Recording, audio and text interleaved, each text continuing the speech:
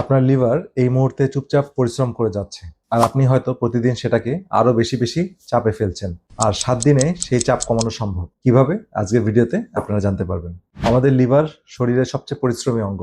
আমরা যা কিছু খাই না কেন বা যা কিছু নিঃশ্বাসের সাথে নিই না কেন, সবকিছু ছাঁকনি হয়ে যায় এই লিভারের ভেতর দিয়ে। কিন্তু বছরের পর বছর বাইরের খাবার, চিনি, দূষণ আর মানসিক চাপ এই লিভার ক্লান্ত হয়ে পড়ে এবং তার কাজগুলো ধীর হয়ে যায়। আজ আমি আপনাদেরকে দেখাবো সহজ 7 দিনের একটি প্ল্যান, যা আপনার লিভারকে বিশ্রাম দিয়ে নিজেকে সুস্থ করে ফেলার একটা সুবর্ণ সুযোগ করে দেবে। তো শেষ পর্যন্ত দেখুন, কারণ শেষে এমন একটা কথা বলবো যেটা বেশিরভাগ মানুষ ডিটক্স করতে গিয়ে ভুল করে ফেলে। প্রথমে বুঝে নিন মূল নিয়মটা।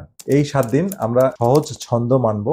16 ঘন্টা বিরতি, 8 ঘন্টা খাওয়া। অর্থাৎ আমাদের সারাদিনে 24 ঘন্টার মধ্যে 8 ঘন্টার মধ্যে খাবো আর 16 ঘন্টা না খেয়ে থাকবো বা ওয়াটার ফাস্টিং করবো। মানে ধরুন আপনি রাত 8টায় রাতে খাবার শেষ করলেন, পরের দিন সকাল 10টায় যে আমরা খাবো। হ্যাঁ, এই বিরতিটাই লিভারকে বিশ্রাম দিয়ে নিজেকে পরিষ্কার করার সময় করে দেয়। তো সকালবেলা ঘুম থেকে উঠে প্রথম 2-3 ঘন্টার মধ্যে খেয়ে নিন লেবু বা লাইম মেশানো পানি। চাইলে আপনি 1 চা চামচ অ্যাপেল সিডার ভিনেগার মেশাতে পারেন। এরপর 1 থেকে 2 চা চামচ আপনার ভেষজ চা, বিশেষ করে ড্যান্ডেলিয়ন জাতীয় চা খেতে পারেন, যেটা লিভারকে ডিটক্স করতে বা পরিষ্কার করতে খুব সাহায্য করে। প্রথম ও দ্বিতীয় খাবার যেটা লিভার ক্লিন স্মুদি, একটা বিশেষ স্মুদি এটা বানাতে পারেন। সেটা হচ্ছে দিনের প্রথম 2 বেলা এটা খেতে পারেন। এটা একটা পুষ্টিকর স্মুদি। সেটা হচ্ছে বানানোর সহজ নিয়ম হচ্ছে নারিকেলের দুধ, অর্ধেকটা অ্যাভোকাডো, একটু বেরি আর 1 মুঠো সবুজ শাক, হ্যাঁ, এটা ব্লেন্ড করে নিতে পারেন। পালং শাক ব্লেন্ড করতে পারেন এখানে, বা কেল করতে পারেন। তো পেটও ভরবে, শরীরও প্রচুর পরিমাণে ভিটামিন, নিউট্রিশন এবং প্রোটিন পাবে। আর রাতের খাবার হচ্ছে হালকা স্যুপ থাকবে। রাতে খাবেন একটা লিভার বান্ধব যে আমরা স্যুপ বলি, সেটা হচ্ছে যেমন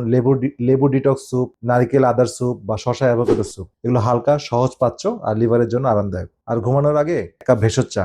আর মনে রাখবেন, ভালো ঘুম ছাড়া কোনো ডিটক্স সম্পূর্ণ হয় না, কারণ শরীর মূলত ঘুমের ভেতরেই নিজেকে পরিষ্কার করে। সারাদিনে প্রচুর পানি খেতে হবে। আর এই 7 দিন আপনার কোনো প্রকার চিনি, ভাজা পোড়া, প্যাকেটজাত খাবার একদম খাওয়া যাবে না। তো এটা আসলে কোনো জাদু না, এর পেছনে গবেষণা আছে। অনেক গবেষণায় দেখা গেছে যে ইন্টারমিডিয়েট ফাস্টিং শরীরে নানা রোগ প্রক্রিয়ার ইতিবাচক প্রভাব ফেলে, অর্থাৎ রোগ সারিয়ে তুলতে ইতিবাচক ভূমিকা পালন করে। আবার আরেকটা গবেষণা বলছে যে লো কার্ব খাদ্যাভ্যাস, যেটা মাত্র কয়েক মাসে ফ্যাটি লিভারের অবস্থা উন্নতি করতে পারে, অনেক ক্ষেত্রে একদম ভালো করে ফেলতে পারে। আর মিল্ক থিসল যে নিয়ে যে গবেষণাটি আছে, সেখানে দেখা গেছে যে এই হার্বসটি আমাদের লিভারের কোষকে সুরক্ষা দিতে সাহায্য করে।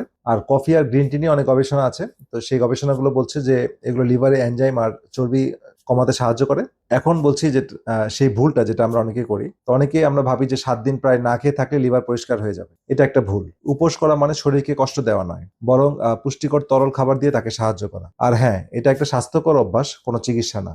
আপনার যদি ডায়াবেটিস থাকে, আপনি যদি প্রেগনেন্ট থাকেন, আপনার যদি হার্টের জন্য, ব্রেনের জন্য বা কোনো সিভিয়ার কোনো অসুখের কারণে যদি আপনার কোনো মেডিসিন চলে, হ্যাঁ, বা লিভারে কোনো মারাত্মক কোনো সমস্যা থাকে, তাহলে অবশ্যই এই পদ্ধতি শুরু করার আগে চিকিৎসকের পরামর্শ নেবেন বা চিকিৎসকের তত্ত্বাবধানে করবেন। তো এই 7 দিনের প্ল্যানটা যদি কাজের মনে হয়, তাহলে ভিডিওটা সেভ করে রাখুন, কারণ পরে দেখে দেখে করতে পারবেন।